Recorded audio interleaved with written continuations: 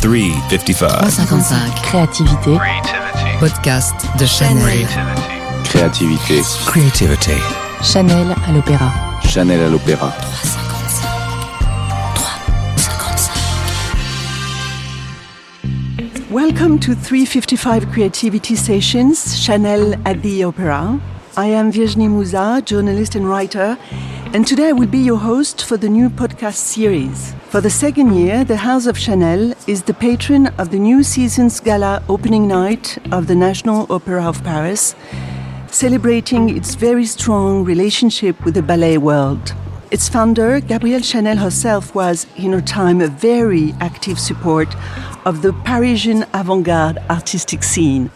During these interviews, we are going to talk with some of the most brilliant creative people in the ballet and opera field: stage directors, choreographers, ballet dancers, opera singers. Together we'll speak about the Garnier Opera House, of course, but also with each of them about their relationship with their art, their creativity, their achievement. Creativity. Now let's speak about my guest. He's young, very handsome. He looks so much like the charming prince that he often embodies this kind of character. Since he joined le corps de ballet de l'Opéra de Paris, it took him 5 years to reach the very top. A little less than 3 years ago, he's been promoted étoile. His style is extremely fluid, to the point that he doesn't dance, he flies. Bonjour Germain Louvet. Bonjour Virginie Mouzat. We're here in your house, in the Opéra Garnier, which is actually your home. My first question is, how does it feel to be appointed danseur étoile after a performance? In your case, it was Swan Lake, in front of the whole audience. What happened at that very moment? Je pense que la première I think the first sensation that I've had was a sort of void, but a very strong, powerful void that came from listening to my name that was projected onto the opera stage, in my case by the opera director Stéphane Lissner. Et en fait, cette mise en réalité, the awareness that listening to one's name on this stage means the achievement of what we've dreamed about, a situation we created with ambition, dreams and work all around. Et je pense que moi, c'est ça qui m'a le plus frappé. I think it's what hits me the most, especially after a performance without words. I was playing Prince Siegfried in Swan Lake. And of course, in classical ballet, there are no words. We speak with our bodies. We hear these words on stage that represent everything that was done. And all of a sudden, all these years of work, education, learning, are honored by these very simple words. I think that was the strongest feeling. La sensation la plus forte. At that moment, does it feel like it's the beginning or the end of something? Moi, personnellement, I personally had the feeling that something was beginning. It's really the beginning of an extraordinary freedom that is allowed when we can perform parts that tell stories, known as solo parts. Des rôles donc dits de solistes, qui sont des grands rôles, des grands noms. It means the freedom to be oneself on stage in front of an audience. Sur scène, devant le public. I'm guessing that once you're appointed danseur étoile, you have the feeling you're part of an elite. How do you feel about being part of this elite, which is very rare, as only very few of you achieve this? Je pense que il faut être assez humble. I think we must remain humble about the status. Once on stage, all status disappears, and there's only us, the movement, the lights, the story we tell together. Et donc je pense the best que en is fait, not to be too le mieux, c'est aware de ne of pas it. en avoir trop conscience. Stage-wise, you will take part this year in the procession of the corps de ballet, which is a ritual every year at the opera when the new seasons open. Will you be dancing too? Alors, depuis quelques semaines, I have been dealing with a bony edema of my foot for a few weeks. qui demande un petit peu de It's a soin et light wound d'arrêt. that requires care and Ce qui rest. m'empêche pas de marcher I will comme be de able to défiler pour walk le during the gala, but I won't be able to dance in the show. Qui malheureusement m'empêche de participer au spectacle qui le suit. I hope I will have fully recovered by December to perform le parc from Angelin-Près-Locage. Peut-être sur le parc d'Angelin-Près-Locage. As a dancer, when you wound yourself and that your whole life and art and career depends on your body, do you feel at that moment an immense vulnerability? C'est sûr, je pense que le sentiment I de think that feeling of vulnerability exists every day when we push our body, our endurance and our energy to its limits and sometimes till exhaustion. C'est parfois même son énergie jusqu'à l'épuisement et c'est vrai que parfois le jeu en vaut la chandelle et parfois on a besoin de sometimes we need to humbly accept the reality of a body that can get damaged. Qui se meut et donc qui parfois se blesse. Up to now, up to this wound, your career seems like a fairy tale. You seem to be the ideal dancer with the ideal career, and your vocation has been present since you were 4 years old. Did you ever question yourself? Il y a eu des remises en question. I did, almost every day. Presque quotidiennes. Questioning is part of our lives and our work, and it is what allows us to produce our best and to find our strongest, most honest self.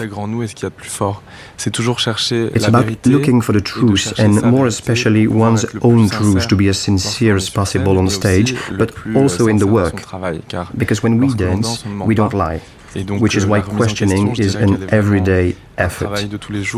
This being said, I am a rather optimistic person, and until today I was never confronted with troubled times. Jusqu'à aujourd'hui.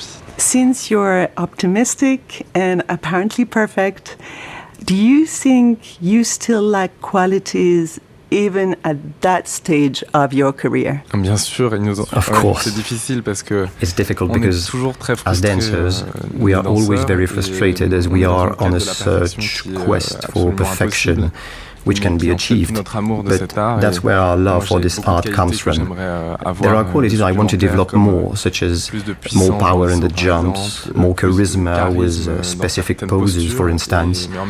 And at the same time, the great thing is to know we have our whole lives ahead of us to work on these things, and that our dancing will change technically because of age, but can always transform and be renewed.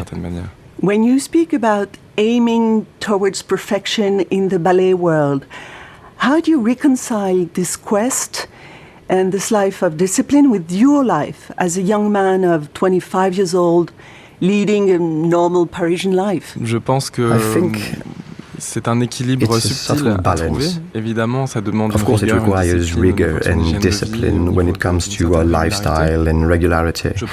I also think that we can't forget how, as artists, it's what we live and experience that is going to feed us as artists, and we want to express and spread.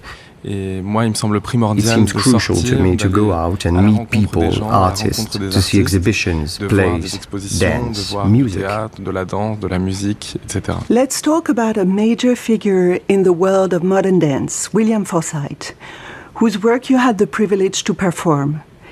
Do you have to deconstruct your classical training to be able to dance for him? D'une certaine manière, in a sense, yes. À chaque fois qu'il y a une rencontre, every time there's an encounter with a new choreographer, even just a new style, when the choreographer isn't present, we deconstruct habits and reflexes that come from the classical language, which is very codified. With William Forsythe especially, because we are looking to extremes. We push this classical language to its extremes and use it as much as play with it. And that's the most exciting thing about this choreographer. You're talking about a style, like a French style in the French classical ballet. What is it? And can we describe it? Can you speak about that? Oui, je pense que en quelques mots, en tout cas ma vision. The French style is, in a few words and according to my vision, about elegance, pureness, the strength in the details, the imperative on neatness and subtleness. Within the frame of these beautiful codes, Is there, according to you, an absolute master? Dans le monde de la danse, in the world of dance, and especially at the Ballet of the National Opera of Paris, the absolute master would be Rudolf Nureyev. Even though he died 26 years ago, he's still with us because he had such a massive impact on the style of the opera and by extension on French ballet. He made it more modern, richer. Il l'a beaucoup modernisé, il l'a enrichi. Et notamment pour un danseur especially masculin, for male dancers, as he made equal the role of male and female dancers in the ballet. L'égalité des rôles de danseurs et de danseuses dans les ballets. To this day, he's the dancer who inspired our masters the most, and therefore inspires us a lot. Du coup, continue à nous inspirer beaucoup. When you mention equality between male and female dancers, if we look closely at your personal path, you committed very early to dance as a child. You had that passion already, unquestioned, since a very young age. How did your schoolmates react when you said you wanted to become a dancer? Évidemment, il y a quelques sourires et quelques rires qui sont liés au fait since for everyone, being a dancer means living an artist life. C'est une vie d'artiste et que dans l'inconscient and that is collectively seen as a difficult path to build a concrete life. Avec difficulté pour vivre et pour construire concrètement une vie. Et au-delà de ça, il y a évidemment quelques doutes émis. There is of course the idea that a little boy maybe doesn't belong to this world, as it is very associated with girls. Car c'est souvent, on dit so there was some mocking, but it left quickly because of my enthusiasm and my passion. It made me earn maybe not people's admiration, but their respect. Pas forcément d'admiration, mais en tout cas de respect. What does being a very young dancer as a child say about virility?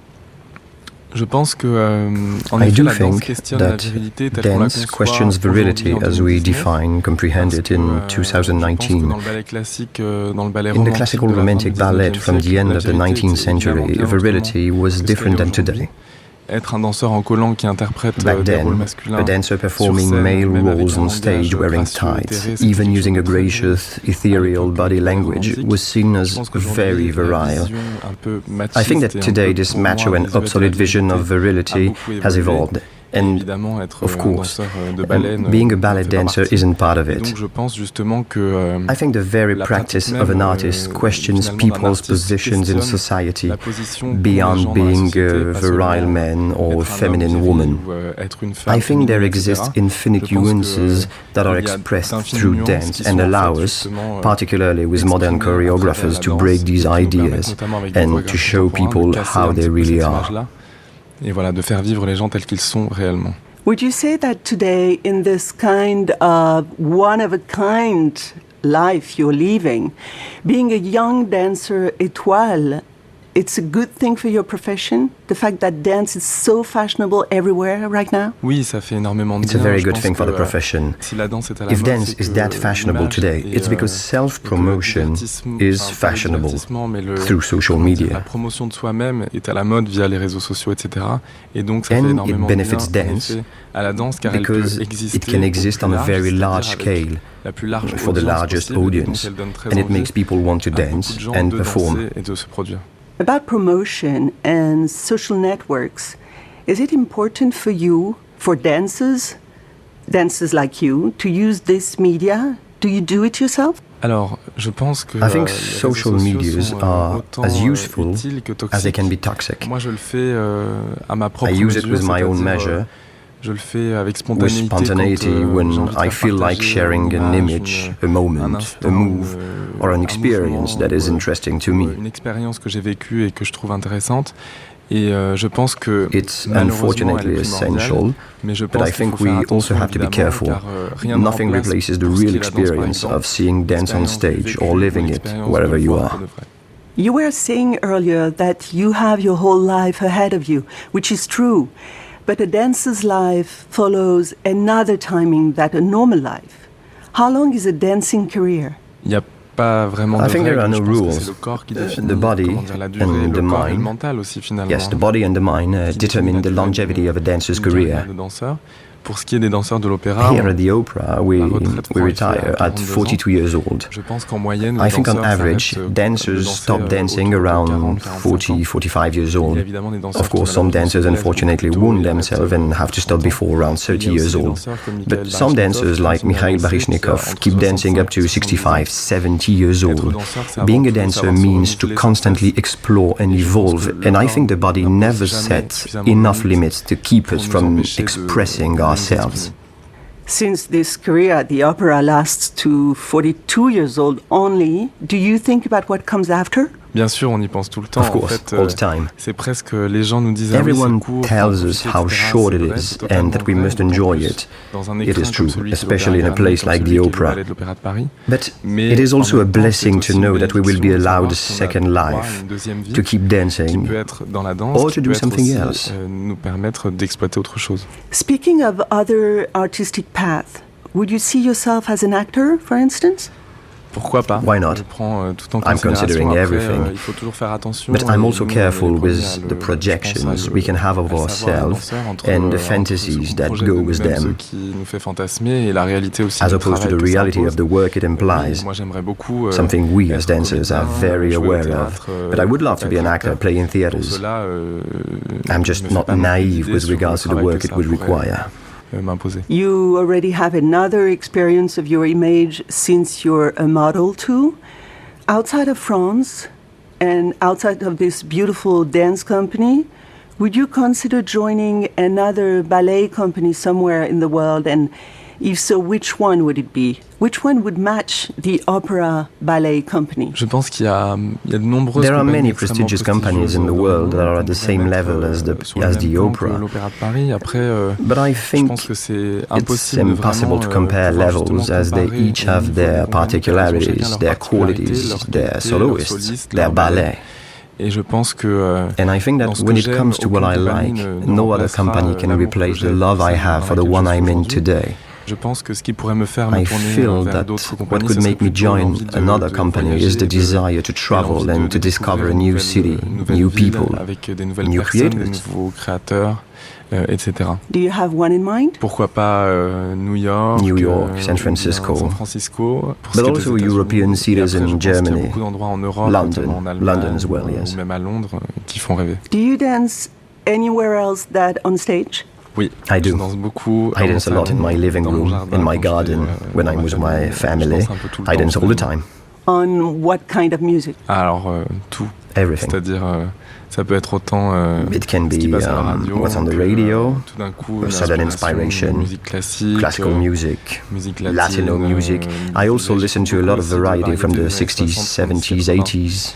French, Italian, Spanish. Etc. Who's the hero, living or dead, that you would love to meet? I'm not going to be original, but I would have loved to meet Rudolf Nureyev, because he's so present around us in his words, his heritage, that it would be extremely rich to meet someone like him.